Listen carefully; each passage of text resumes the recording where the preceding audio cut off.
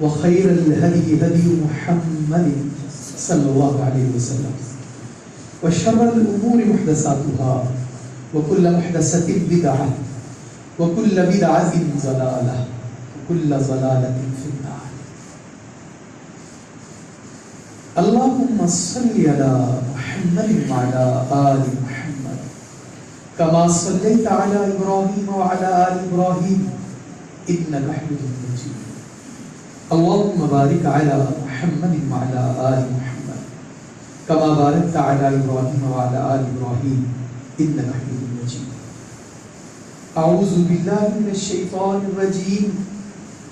يا أيها الذين آمنوا اتقوا الله حق تقاته ولا تموتن إلا وأنتم مسلمون.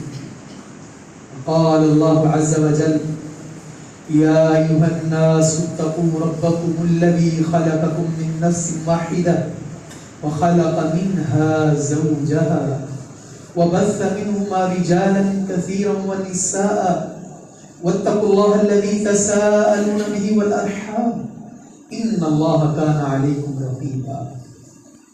يا أيها الذين آمنوا اتقوا الله وقولوا قولا سديدا يصلح لكم أعمالكم ويغفر لكم ذنوبكم ومن يطع الله ورسوله فقد فاز فوزا عظيما.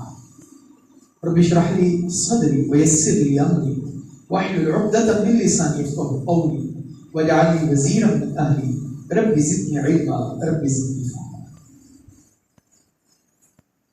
تمام قسم کی تعریف و توصیف اللہ بزرگ و برتر کے واسطے ہے جس نے ہمیں اپنی بندگی اور عبادت کے واسطے پیدا کیا.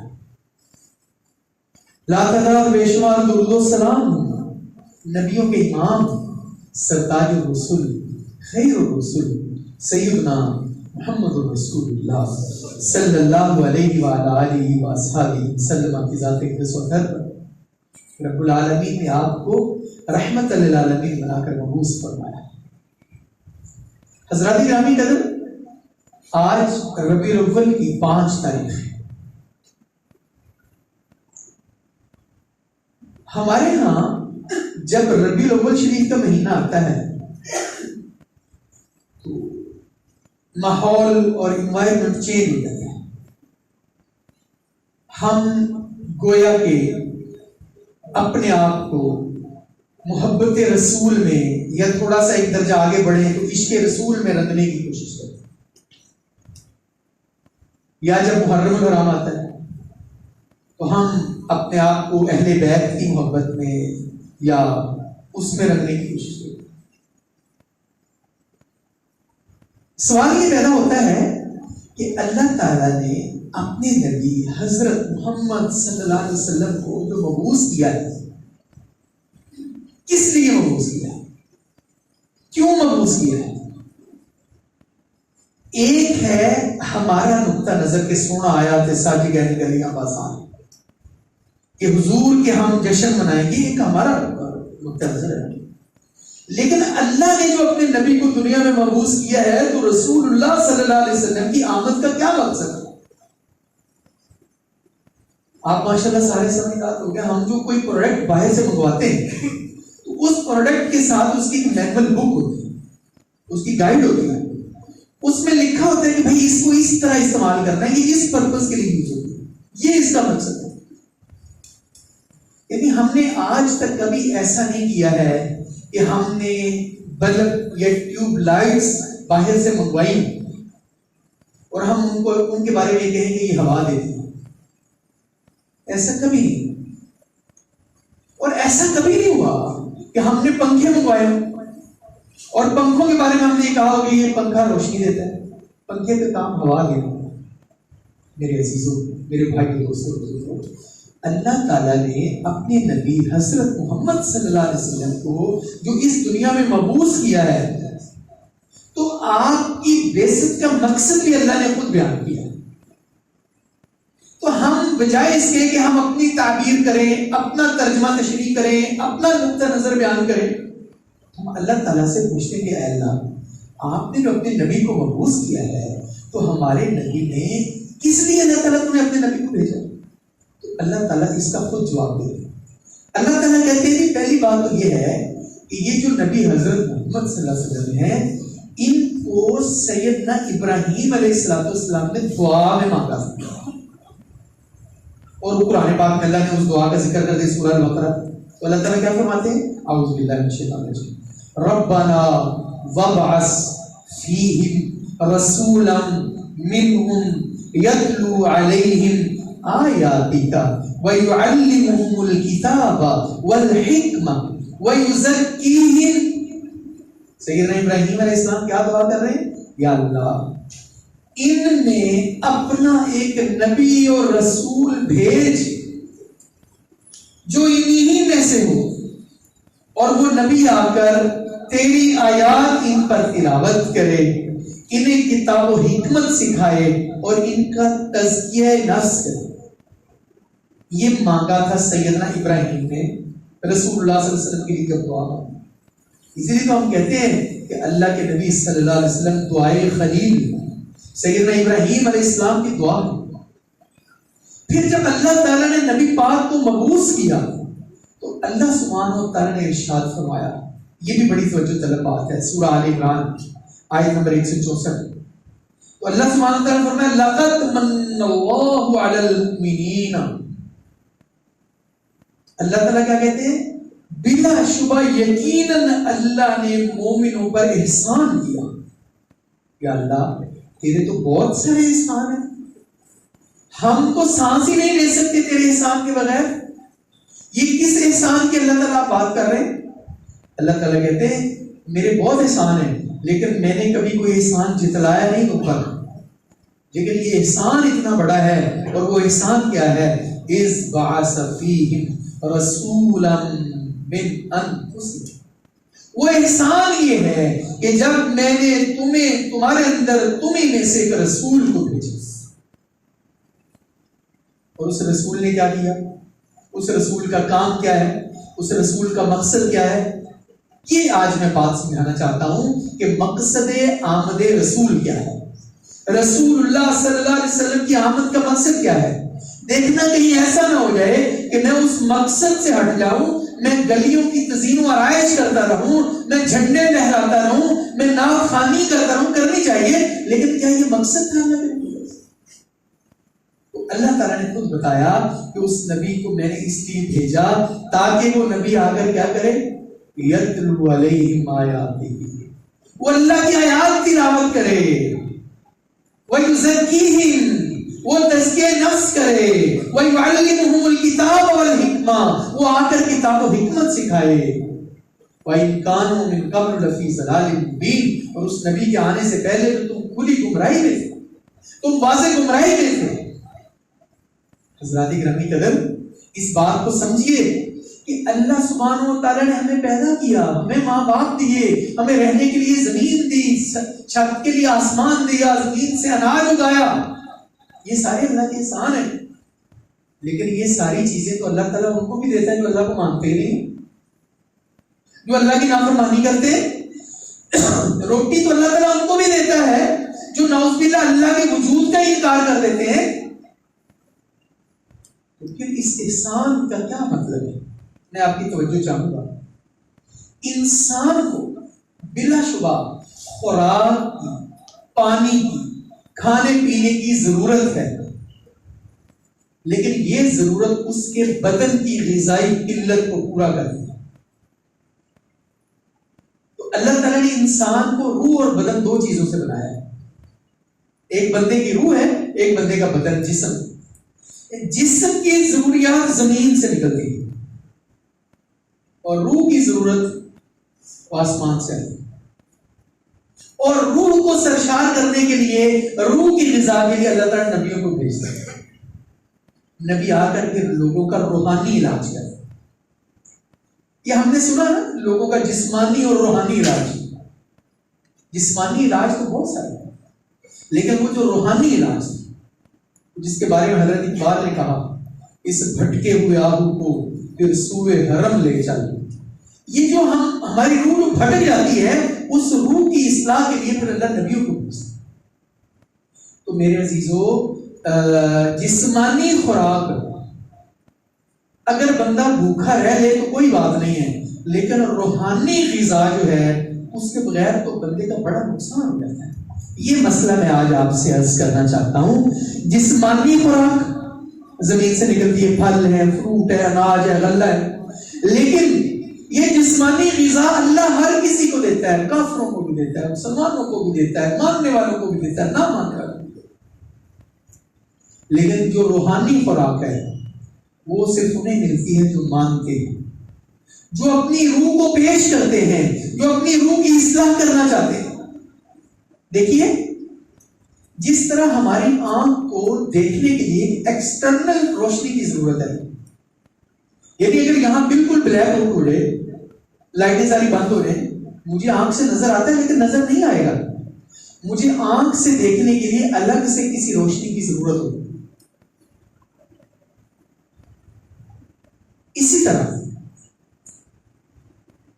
ہمیں شریعت کے لیے، شریعت کو دیکھنے کے لیے رسول اللہ صلی اللہ علیہ وسلم کے لائے ہوئے نور کی روشنی کی ضرورت ہے۔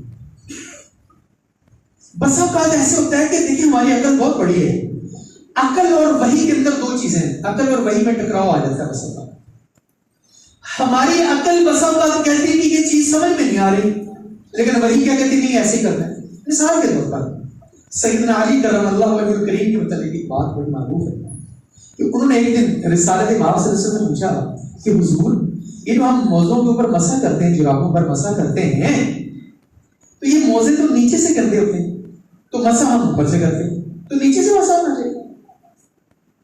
اب ظاہری طور پر تو بات ایسی ہے، مسح نیچے سے ہونا چاہیے۔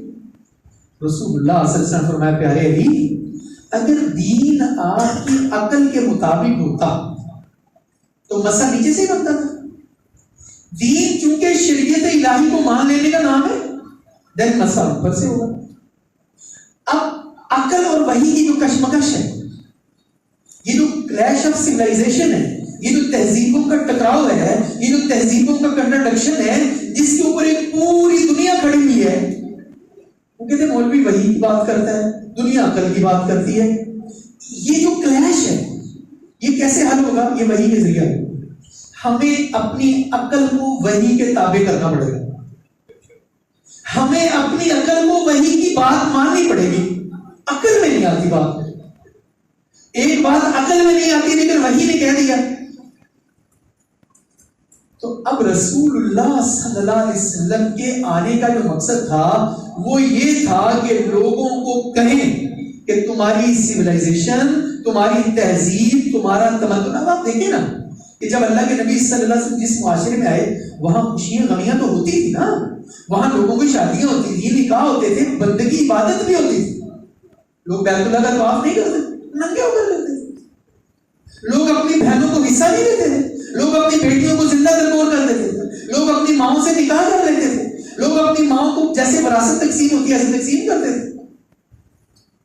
رسول اللہ صلی اللہ علیہ وسلم نے آ کر پہلا کام کیا کیا جو آپ کے آنے کا مقصد تھا کہ لوگوں کو بتوں کی بندگی سے نکال کر اللہ کی بندگی میں لا کر کھڑا کر دیا۔ جب مکہ فتح ہوا تو بیت اللہ میں کتنے بت تھے؟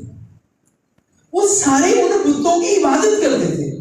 اور رسول اللہ صلی اللہ علیہ وسلم نے نہیں، ان بتوں کی بندگی اور عبادت نہیں کرنی، اللہ کی بندگی کرنی۔ اب جنہوں نے ساری زندگی بتوں کی عبادت کی تھی ان کے لیے تو بالکل یہ تو کلیش والا مسئلہ تھا۔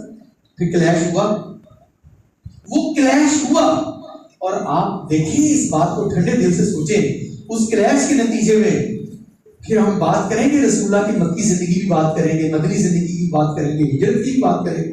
اس کلیش کے نتیجے میں نبی پاک کو مکہ چھوڑنا پڑا نا، رسول اللہ صلی اللہ علیہ وسلم کو شیب ابی طالب میں رہنا پڑا نا، رسول اللہ صلی اللہ علیہ وسلم ٹکرائے لوگوں سے، لیکن آپ کے سامنے ایک مقصد تھا جس کے لیے اللہ نے آپ کو بھیجا تھا، اور وہ مقصد کیا تھا؟ آئیے قرآن پاک نے ایک اور مقام میں اس کو واضح کیا ہے۔ سورہ صف پارہ نمبر 28، سورہ نمبر 61 ہے، اور وہ سورہ مبارکہ کی آیت نمبر 9 ہے۔ اللہ تعالیٰ کیا ارشاد فرماتے ہیں؟ هو الذی ارسل رسولہ بالہدی، اللہ وہ ذات ہے جس نے اپنے نبی کو ہدایت کے ساتھ بھیجا ہے، ودین الحق، اور اس نبی کو جو دین دیا وہ حق ہے۔ اب یہ نہیں ہو سکتا وہ جی تھوڑا سا ایسے کر لیں تھوڑا سا ویسے کر لیں، نہیں، یہ حق تو ایک ہی چیز ہوتی ہے نا، اوریجنل چیز تو ایک ہی ہوتی ہے، ماسٹر پیس تو ایک ہی ہوتا ہے. تو اللہ تعالیٰ نے اپنے نبی کو جو دین دے کر بھیجا وہ حق ہے بھائی. اب بس مجھے اور آپ کو ربیع الاول کی ان ساعتوں کی مناسبت سے، ربیع الاول کی ان دنوں کی مناسبت سے، جب میں سیرت کانفرنس میں شرکت کروں، جب میں رسول اللہ کی محبت میں نعت پڑھوں، جب میں درود پاک پڑھوں، جب میں رسول اللہ صلی اللہ علیہ وسلم کی عقیدت کا اظہار کروں، بس مجھے صرف یہ سوچنا ہے کہ وہ مقصد جو اللہ کے نبی صلی اللہ علیہ وسلم لے کر آئے، میں اس مقصد کے اوپر کتنا کام کر رہا ہوں. ایک بالکل معمولی سی مثال دیتا ہوں کہ کسی کو اس کے والدین کاروبار سیٹ کر دے اور وہ آئے، بچہ آئے، اس کاروبار دکان کا چارج سنبھالے اور وہ بالکل ہی اس کو تباہ برباد کر دے، تو کیا یار اس مقصد کے لیے دکان ڈالی؟ اور تیرے والدین نے تو بڑی محنت کی تھی یار، اور آج انہیں یہ کیا کر دیا؟ جو میرے نبی کا گلشن جس کے ہم وارث ہیں، ہم جو دین اسلام کو ماننے والے ہیں، یہ جو ہمارے پاس دین پہنچا، یار یہ اس لیے پہنچا تھا کہ ہم نبی صلی اللہ علیہ وسلم کے جلوس کے نعرے لگائیں، ہم جھنڈے لگائیں، ہم کریں سارا کچھ، لیکن کیا یہ مقصد یہ تھا؟ ہرگز یہ مقصد نہیں تھا. تو میں آپ سے انتہائی احترام اور ادب سے ملتمس، آئیے مقصد آمد رسول کو پہچان لیں. اور وہ مقصد کیا تھا؟ مقصد یہ تھا حضور آئے تو چمکی فکر انسانی کی تنویریں، حضور آئے تو چمکی فکر انسانی کی تنویریں، حضور آئے تو ٹوٹی جبر و محکومی کی زنجیریں، حضور آئے، حضور آئے جمے چہروں سے زنگ اترا، بجھے چہروں پہ نور آیا، حضور آئے تو انسانوں کو جینے کا شعور آیا. اس لیے حضور صلی اللہ علیہ وسلم آئے. یہ اللہ کے نبی صلی اللہ علیہ وسلم کی آمد کا مقصد تھا. اور ایک چھوٹی سی مثال دیتا ہوں، جو قرآن پاک نے کہا نا کہ رسول اللہ صلی اللہ علیہ وسلم نے لوگوں کا تزکیہ کیا، وہ تزکیہ کیا شے ہے؟ وہ تزکیہ ہوتا کیا ہے؟ آئیے اللہ نے قرآن پاک میں کہا کہ نبی کا مقصد کیا ہوا؟ یزکی، گناہوں سے پاک کرنا، معاشرے کو مثالی بنانا، یعنی ان کو اخلاقی طور پر اس قدر بنا دینا، پاکیزہ بنائے، انہیں سنوارے، اخلاق، عادات، معاشرت، معیشت، تمدن، سیاست، ہر چیز. اور پھر اللہ کے نبی صلی اللہ علیہ وسلم صحابہ کی تربیت کی. وہ جاہلیت کے معاشرے میں جو ڈائلاگ بولے جاتے تھے ان کو بھی ختم کروا دے کہ نہیں، یہ نہیں کہنا. ایک معمولی سی مثال کیا ہے، سیدنا ابو ذر غفاری رضی اللہ عنہ کو آپ سب جانتے ہیں. ایک دن سیدنا بلال رضی اللہ عنہ سے ایسی غصے میں ناراضگی ہوئی تو غصے میں کیا کہا؟ اور کالی ماں کے بیٹے، اللہ اکبر، اللہ کے نبی صلی اللہ علیہ وسلم کا چہرہ غصے سے سرخ ہو گیا. کیا تزکیہ کیا ابو ذر، یا ابا ذر، صحیح بخاری حدیث نمبر 30، یا ابا ذر اعیرت بامہ انک امر فیک جاہلیہ. ابو ذر تو اس کی ماں کی وجہ سے اس کو آہ دلاتا ہے، یہ تو جاہلیت کے کاموں میں سے ہے. میں روز اپنی سوسائٹی میں لوگوں کی برادری بیس پر کتنی مثالیں دیتا ہوں. جٹا مات نہیں ہوگی، رائی کامتا ہی میرے پاس. مطلب میں کیوں نہیں چھوڑ رہا یہ بات؟ میں لوگوں کو ان کی کاسٹ کی وجہ سے تانے دیتا ہوں، میں لوگوں کو ان کے والدین کی وجہ سے تانے دیتا ہوں. وہ یہ تمہیں بتا اے سارے ہے ہی اگلے اے جنہیں بتانے پاگل سارے دونوں پر چیزیں گئی.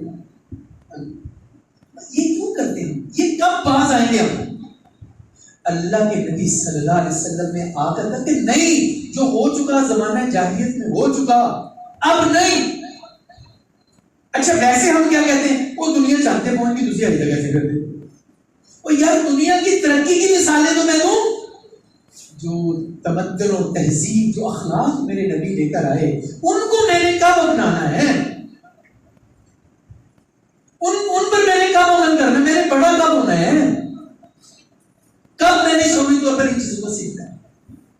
میرے عزیزوں، رسول اللہ صلی اللہ علیہ وسلم کی آمد کا مقصد، آپ کی بعثت کا مقصد جو اللہ نے کتاب اللہ میں بیان فرمایا، رسول اللہ صلی اللہ علیہ وسلم کی آمد کا مقصد یہ ہے یتلو علیہم آیاتہ، رسول ان پر قرآن کی آیتیں تلاوت کرتے،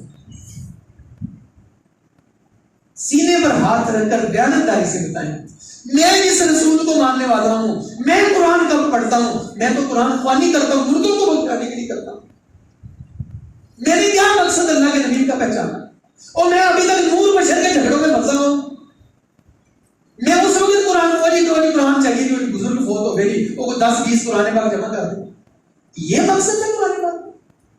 اللہ کے نبی واضح بالکل کیٹاگوریکل طور پر واضح مقصد بیان کیا، رسول کا مقصد یہ ہے یتلو علیہم آیاتہ، وہ قرآن کی آیتیں تلاوت کرے، ویزکیہم، پھر ان کا تزکیہ کرے، ویعلمہم الکتاب والحکمہ، پھر انہیں حکمت کے موتی سکھائے۔ اور اللہ کے نبی صلی اللہ علیہ وسلم نے جس معاشرے میں آ کر دعوت دی، اس معاشرے کی کیفیت آپ جانتے ہیں؟ میں آپ کو تھوڑا سا تاریخی اعتبار سے بتانا چاہتا ہوں۔ مثلا کیا تھا؟ رسول اللہ صلی اللہ علیہ وسلم کی آمد سے پہلے لوگ بدکاری کر کے اس پر فخر محسوس کرتے، لوگوں نے لونڈیاں لڑکیاں رکھی ہوئی تھی، ان کی کمائی کھا کر فخریہ بیان کرتے تھے، لوگ اپنی بیٹیوں کو زمین میں زندہ درگور کر دیتے تھے، عورت کو وراثت سے بالکل ہی محروم کر دیا جاتا تھا، یعنی اتنی محرومیاں تھی تو ننگے ہو کر لوگ بیت اللہ کا طواف کرتے تھے اور لوگ آپس میں لڑتے رہتے تھے۔ اب آپ دیکھیں مکہ کے اندر جو 2 قبائل تھے، بنو بکر اور بنو تغلب، اور مدینہ میں جو 2 قبائل تھے اوس اور خزرج، وہ لڑتے رہتے، ان کا کوئی کام ہی نہیں تھا، ہر وقت لڑتے رہنا ایک دوسرے سے۔ اور کیفیت کیا تھی؟ اگر کسی قبیلے کا گھوڑ سوار میرے گھوڑے سے آگے نکل کر لڑنے پا تو ضرورت کس طرح؟ ساڑھے گھوڑے تو تو گھوڑا کرتا ہے، لڑائی شروع ہے۔ اگر کسی قبیلے کا کوئی بندہ ہمارے قبیلے میں آگے تو ضرورت کیسے لڑائی شروع ہے؟ اور مولانا الطاف حسین حالی نے اس پر بڑا اس کا نقشہ کھینچا، وہ کہتے ہیں کہیں تھا مویشی چرانے پہ جھگڑا، یہ میری چراغا ہے، تمہارا منہ اس چراغا میں کیوں آیا؟ کہیں تھا مویشی چرانے پہ جھگڑا، کہیں پہلے گھوڑا آگے بڑھانے پہ جھگڑا، کہیں پانی پینے پلانے پہ جھگڑا، یوں ہی روز ہوتی تھی تکرار ان میں، یوں ہی چلتی رہتی تھی تلوار ان میں، یہ بکر اور تغلب کی باہم لڑائی، صدی جس نے آدھی انہوں نے گوائی، قبیلوں کی کر دی تھی جس نے صفائی، تھی ایک آگ ہر سو عرب میں لگائی، نہ جھگڑا کوئی ملک و دولت کا تھا، وہ کرشمہ ایک ان کی جہالت کا تھا، جاہل تھا۔ بھلا کوئی اس طرح بھی لڑتا ہے کہ پہلے میرے اونٹ نے پانی پینا، بعد میں تیرا اونٹ پانی پیے گا، پہلے میں آگے نکلوں گا بعد میں تم آگے نکلو گا۔ اور پھر اللہ کے نبی صلی اللہ علیہ وسلم نے آ کر کیا کیا؟ آج اس مقصد کو سمجھنے کی ضرورت ہے کہ میرے نبی صلی اللہ علیہ وسلم نے آ کر پارٹی بازی نہیں بنائی، بلکہ کیا کیا؟ خطا کار سے درگزر کرنے والا، یہ ربیع الاول کا پیغام ہے، یہ آمد مصطفیٰ کا مقصد ہے، خطا کار سے درگزر کرنے والا، بدن دیش کے دل میں گھر کرنے والا، مفاسد کو زیر و زبر کرنے والا، قبائل کو شیر و شکر کرنے والا، اتر کر ہرا سے صبح قوم آیا، ایک نسخہ کیمیا ساتھ لایا، وہ نبیوں میں رحمت لقب پانے والا، مرادیں غریبوں کی بر لانے والا، مصیبت میں غیروں کے کام آنے والا، وہ اپنے پرائے کا غم کھانے والا، یہ میرے نبی کا مقصد ہے۔ دیکھیے جو ہماری اکنامیکل جو سچویشن ہے، لوگ بھوک سے مر رہے ہیں، اور میں لوگ بجلی کا بل پورا نہیں کر رہے، اور میں چراغ بلڈنگوں کو روشن کر دوں، میں عمارتوں کو چراغاں کر دوں، کوئی ویسی دانش مندی والی بات نہیں، اور یہ مقصد بھی نہیں ہے۔ یعنی خوشی غمی کا طریقہ اللہ کے نبی صلی اللہ علیہ وسلم بتایا۔ تو میرے عزیزو، پھر دیکھنے کی بات اور سمجھنے کی بات یہ ہے کہ غلطی کہاں پر ہوئی ہے، بھول اور چوک کہاں پر ہوئی ہے، کہ ہم نے رسول اللہ صلی اللہ علیہ وسلم کے اس مقصد کو پہچانا نہیں ہے جس مقصد کے لیے رسول اللہ صلی اللہ علیہ وسلم آئے. اور وہ مقصد کیا تھا؟ یتلو علیہم آیاتہ، یتلو علیہم آیاتہ. وہ نبی قرآن کی تلاوت کرتا تھا، قرآن کی تلاوت کرتا تھا. قرآن کی تلاوت لوگوں کو قرآن سناتا. بس میں اور باتیں نہ کروں، میں اپنے آپ سے پوچھوں یہ کہ میں نے کب آخری مرتبہ سمجھ کر قرآن پڑھا تھا. ہر بندہ اپنے آپ سے پوچھے، کوئی کسی سے جھگڑا نہیں ہے. یعنی میں جمعے کو جو سورۃ الکہف پڑھتا ہوں، کیا میں نے کبھی اس کو سمجھ کر بھی پڑھا؟ اس میں اللہ تعالیٰ نے کہا گیا ہے. میں اور چھوڑوں، میں جو نماز میں سورۃ الفاتحہ پڑھتا ہوں، میں نے اس کو سمجھ کر بھی پڑھا. یہ میرے عزیزوں مقصد ہے رسول اللہ صلی اللہ علیہ وسلم کی آمد کا، کہ ان کو سمجھایا، پاس بیٹھ کر نوک پلک سواری، نوک پلک سواری. اللہ اکبر. اور پھر اللہ کے نبی نے ساتھ کیا فرمایا؟ فرمایا خیرکم من تعلم القرآن وعلمہ. تم میں سے بہترین شخص وہ ہے جو قرآن سیکھتا اور سکھاتا ہے. میرے نوجوانوں، اے امت رسول صلی اللہ علیہ وسلم، بس خود فیصلہ کرو. کسی پہ فتویٰ لگانے کی ضرورت نہیں ہے، کسی کو برا بھلا کہنے کی ضرورت نہیں ہے. عشق رسول کا، محبت رسول کا، آمد رسول کا تقاضا یہ ہے کہ میں وہ بات کو، اس کلام کو، اس کتاب کو سمجھوں جو اللہ کے نبی صلی اللہ علیہ وسلم لے کر آئے. اور وہ کتاب قرآن پاک ہے. میں دیکھوں کہ میں نے قرآن پاک کو کتنا سمجھا. میں اپنی بیٹی کی جب شادی کرتا ہوں، اس کو قرآن کے سائے میں اس کو الوداع کہتا ہوں. میں تھوڑا سا قرآن اس کو پڑھا ہی نہیں کہ پتر یہ قرآن تیرے دکھوں کا علاج ہے، پتر یہ قرآن تیرے دکھوں کا مداوا کرے گا، یہ تیرے سوالوں کا جواب ہے. تو پہلا مقصد اللہ کے نبی صلی اللہ علیہ وسلم کے اس دنیا میں آنے کا وہ تھا تلاوت قرآن پاک، تفہیم قرآن، تعلیم قرآن، تعبیر قرآن. تو ہم نے قرآن پاک کو سمجھے، ہم قرآن خوانی کرتے ہیں. قرآن خوانی اللہ کے نبی صلی اللہ علیہ وسلم کا مقصد نہیں تھا. قرآن فہمی مقصد ہے، قرآن فہمی مقصد. سمجھے اس بات کو، قرآن فہمی اللہ کے نبی صلی اللہ علیہ وسلم کا مقصد ہے. تو آپ دیکھیں، میں کسی کو نہ آپ بلیم کریں، اپنے آپ سے پوچھیں کہ مجھے قرآن کا کتنا فہم ہے. کتنی دفعہ ایسے ہوتا ہے قرآن میرا کردار بنتا ہے، کتنی دفعہ ایسے ہوتا ہے میں قرآن پڑھوں قرآن مجھ پر اثر کرے، کتنی دفعہ ایسے ہوتا ہے میں قرآن پڑھوں مجھے سرور آئے، مجھے سکون آئے. بس ربیع الاول کا جشن منانے سے پہلے اس مشن کو سمجھیے گا کہ اللہ کے نبی صلی اللہ علیہ وسلم کے آنے کا مقصد اور مشن کیا تھا. مقصد کیا تھا رسول اللہ صلی اللہ علیہ وسلم کے آنے کا؟ پہلا مقصد تلاوت قرآن، تفہیم قرآن، تعبیر قرآن، تعلیم قرآن. اور دوسرا مقصد تزکیہ نفس، تزکیہ نفس. اور کیسے لوگوں کا تزکیہ کیا؟ اس کے لیے بھی آپ کو تاریخ اسلامی کا ایک واقعہ سنا. جب مسلمان ہجرت حبشہ کر کے نجاشی کے پاس گئے تو نجاشی کو مشرکین مکہ نے جا کر بتایا کہ یہ ہمارے لوگ ہیں جو گمراہ ہو کر آ گئے ہیں، ہم انہیں واپس لینے کے لیے آئے، یہ تمہارے دین پر بھی نہیں ہے، ہمارے دین پر بھی نہیں ہے. وہاں پر مسلمانوں سے نجاشی نے یہ پوچھا کہ بھائی تم کیا نئی دین کی بات کرتے ہو، تم کیا نیا اعلان کرتے ہو، کیا مسئلہ کیا ہے تمہارا؟ اب اگر ان صحابہ کی تربیت نہ ہوئی ہوتی، ان کا تزکیہ نہ ہوا ہوتا تو انہوں نے کیا بات بیان کر دی؟ اللہ کا واسطہ ہے، ربیع الاول کا مہینہ ہے، کوئی اللہ کے نبی کی سیرت کی ایک کتاب پڑھ، مطلب نبی کی آئلی زندگی بھی تو ہے نا. مجھے اپنی سوچ لیجئے، میں اگر شادی شدہ ہوں یا میں شادی شدہ نہیں ہوں، میں نے اپنے والدین کو دیکھا ہے، کبھی میں نے دیکھا ہے کہ کوئی خامد اپنی بیگم کے لیے گاڑی کا دروازہ کھولے؟ کوئی اللہ ماشاء اللہ ہوگا، کوئی نہیں ہوگا. لطیفے بیگموں پہ جتنے مرضی بڑھا رہے، میں نے نبی کی سیرت کو پڑھا ہی نہیں. اللہ کے نبی صلی اللہ علیہ وسلم اپنی بیٹی اپنی بیگم سیدہ صفیہ رضی اللہ تعالیٰ عنہا کے لیے کیا کرتے؟ اونٹ پر جب چڑھانے کی باری آتی ہے کہتے صفیہ اس طرح کرو، آؤ اپنا ایک پاؤں میرے یہاں ایک پاؤں. ایک پاؤں یہاں رکھو پھر اونٹ پر سوار ہو. ہم نے کیا مطلب ہمارے اندر کوئی تبدیلی نہیں آئی اللہ کی وجہ سے. وہی جو ہندوستان میں مثالیں ہم دیتے تھے وہی پاکستان میں دیتے, وہی نہ تنا جو نہ تیرا جو. اس کا کیا مطلب ہے؟ مجھے یہ شوبہ ہی نہیں دیتی ہر بات.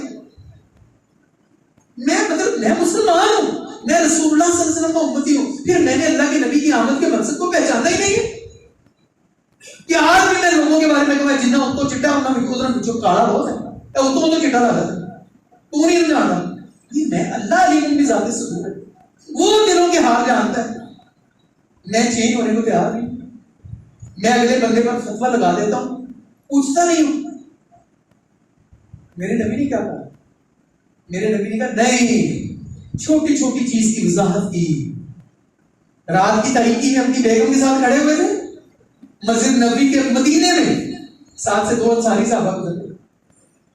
زور نے کہا میری گل سنو, کہا میری بیوی میرے ساتھ کھڑی ہوگا مسجد, ہم نے تو کوئی بات ہی نہیں کی. وہ کہا میرے صحابہ تم نے کوئی بات نہیں کی ہے, لیکن شیطان انسان کے جسم میں اس طرح گردش کرتا ہے جس طرح خون گردش کرتا ہے. ہو سکتا ہے شیطان تمہارے دل میں کوئی بات ڈال دیتا کہ ساڈا نبی رات کو بدل گیا لگتا. یہ وہ تعلیم ہے, یہ نبی پاک کی سیرت کون بیان کرے. اب ہو سکتا ہے میری بات آپ کو اچھی نہ لگے, لیکن میں نے نبی پاک کی زندگی کو جہاں پڑھا ہے, یعنی ہم نے میاں بیوی کا جو تعلق ہے وہ ایسا سیریس موڈ کا بنایا ہوا ہے کہ میاں بیوی آپس میں خوش نہیں ہو سکتے. سوچئے گا ذرا کبھی ایسے ہوا ہے کہ میاں بیوی نے آپس میں ریس لگائی ہو, آؤ میرے ساتھ دوڑو, آگے کون نکلتے؟ میرے نبی نے کیا. ہم نے صرف نبی کا روزے کی جالیاں اور حلوہ اور میٹھا میٹھا بات بیان کر رہے. بھائی ہمارے سامنے کوئی آئیڈیل ہی نہیں ہے. ہمارا جس بچے کی ہم شادی کرتے ہیں اس کا آئیڈیل دلہا کون ہوتا ہے؟ دلہن کے لیے آئیڈیل خاتون کون ہوتی ہے؟ وہ جو ڈرامے دیکھتی ساس بھی کبھی بہو تھی, وہی چیزیں دیکھتی. وہ جو ہمارا ڈرامہ کلچر اس کی تربیت کرتا وہ تھا نا. کبھی تو میں نبی پاک کی سیرت کا یہ فرق بھی اٹھاؤں نا, یہ فرق بھی کھولوں نا کہ ایک دفعہ کا ذکر ہے اللہ کے نبی صلی اللہ علیہ وسلم اپنے صحابہ کے ساتھ جا رہے تھے. آپ کی بیوی سیدہ عائشہ رضی اللہ تعالیٰ عنہا آپ کے ساتھ تھی. حضور نے سیدہ عائشہ کو کہا عائشہ میرے نال دوڑائی. میں حیران ہوں, آپ ایک لمحے کے لیے سوچیں اور اس جملے کا مزہ تو لینا. کیا مطلب صحیح ہوگا, حضور نے کیا کہا ہوگا, کس طرح کہا ہوگا عائشہ میرے ساتھ دوڑ لگا. پھر آگے سیدہ عائشہ نے کیا کہا ہوگا, اور رہن دیو تسی پیچھے رہ جانا ہے, میں تہاڈے کول اگے لنگ جانا ہے. وہ یار یہ سیرت کا باب ہے نا. حضور نے صحابہ کو میرے صحابہ تم آگے نکل جاؤ. تو سیدہ عائشہ رضی اللہ تعالیٰ عنہ اس وقت نوخیز تھی, کم عمر بھی تھی, اور کچھ اللہ کے نبی صلی اللہ علیہ وسلم نے اپنی بیگم کی دل جوئی بھی تھی نا. بھاگ گیا. قصہ مختصر کیا ہوا کہ سیدہ عائشہ اس دوڑ میں رسول اللہ صلی اللہ علیہ وسلم سے آگے نکل گئی. اب آپ ایک لمحے کے لیے سوچیں کہ جب کبھی میری بیوی کو کوئی سکسیس ملتی ہے, کوئی کامیابی ملتی ہے, اس کا کیا ریئیکشن ہوتا ہے. سیدہ عائشہ نے کیا تبسم فرمایا ہوگا, کس طرح اس نے اللہ کے نبی صلی اللہ علیہ وسلم کو کہا ہوگا آؤ پھر وہ دوڑو میرا, کیا کہا, کیا اللہ کے نبی مسکرائے ہوئے. یار میں اپنے بیٹیوں کو نہیں بتا سکتا کہ پتر تیرا خامن جو ہے وہ کوئی فرعون تھوڑا ہے, اس نے ہر والی لٹ توڑی, اس کے ساتھ ہنسی مذاق بھی کرتے. یہ سیرت کا چیپٹر کبھی بتاتے ہی نہیں. اور پھر کافی ٹائم تک سیدہ عائشہ اللہ کے نبی صلی اللہ علیہ وسلم کو یہ کہا کرتی تھی آؤ پھر لاؤ دوڑ کر رہا ہوں. اور کبھی اللہ کے نبی صلی اللہ علیہ وسلم کہتے ہوں کہ اچھا آؤ پھر, تو آگے سے اچھا کہتے ہیں بھول گیا. پھر ایک دفعہ ایسے ہوا, ایک چھوٹا سا کتابچہ ہے, میں ربیع الاول کے حوالے سے آپ کو ریکمینڈ کرتا ہوں. اس کتاب کا نام ہی یہ ہے رسول اللہ صلی اللہ علیہ وسلم کی مسکراہٹیں. جب زندگی میں اللہ کے نبی مسکرائے اس نے جمع کر دی 185 آتی ہے. پھر ایک دفعہ جب سیدہ عائشہ تھوڑی فربہ ہوگی, موٹی ہوگی, تو اللہ کے نبی صلی اللہ علیہ وسلم نے موقع بنایا اور کہا عائشہ دوڑ لگانی ہے میرے ساتھ. تو سیدہ عائشہ نے کہا یہ بھول گئے ہو نہیں. پھر دوڑ لگائی اپنی بیوی کے ساتھ. پھر اللہ کے نبی صلی اللہ علیہ وسلم آگے نکل گئے اور اللہ کے نبی کیا کر رہے ہوں کام برابر ہے ہوں صاحب برابر ہوا جا ہوں آرام ہے ہوں کام برابر ہو گئے. یعنی یہ وہ میاں بیوی کی آپس میں ہنسی خوشی کی باتیں میں نے کبھی کبھی کرتے دیکھا. ہم نے تو یہ ہم کہتے ہیں اچھا جی کوئی ابا جی آ گئے بیگم کمرے کیوں نہیں باہر نکل وہ چپ کر لے تڑا پیو آ گیا. وہ پیو دا یعنی جو ہم نے باپ کا جو ایک تصور پیش کیا کہ باپ گھر میں آتا ہی کٹ لگانے کے لیے بچے آ جانے تڑا پیو آ جانے میں تاسیم یہ تصور نہیں ہے.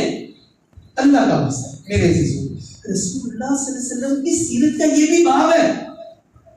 اگر آپ میں سے کوئی ایسا صاحب ہے جو صاحب اولاد ہے وہ سسر ہے کسی کا کسی کی بیٹی کی شادی ہوئی ہے تو نبی پاک کی زندگی کو پڑھے نا.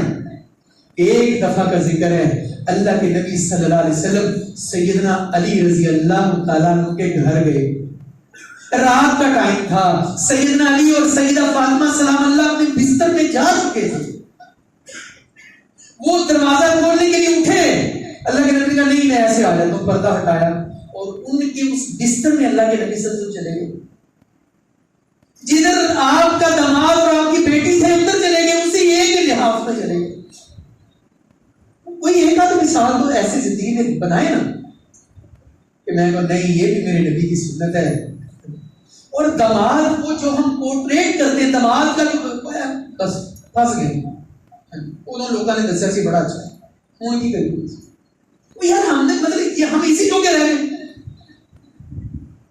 اس لیے اللہ کے نبی صلی اللہ علیہ وسلم کی آمد کا مقصد یہ ہے کہ ہم رسول اللہ صلی اللہ علیہ وسلم کی تعلیمات کو سیکھیں. اور آپ کی بعثت کا مقصد یہ ہے کہ آپ نے پھر کیا کیا.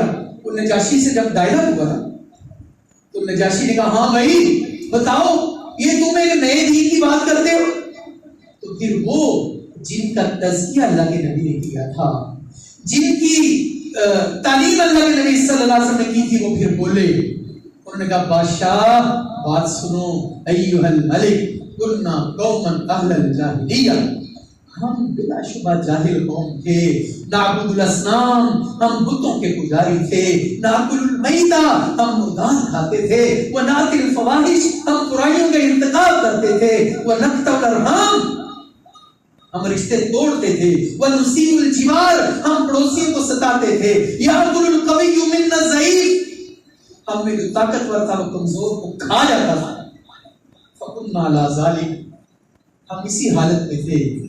حتیٰ بعث اللہ الینا رسولا حتیٰ کہ اللہ نے اپنا رسول بھیج دیا.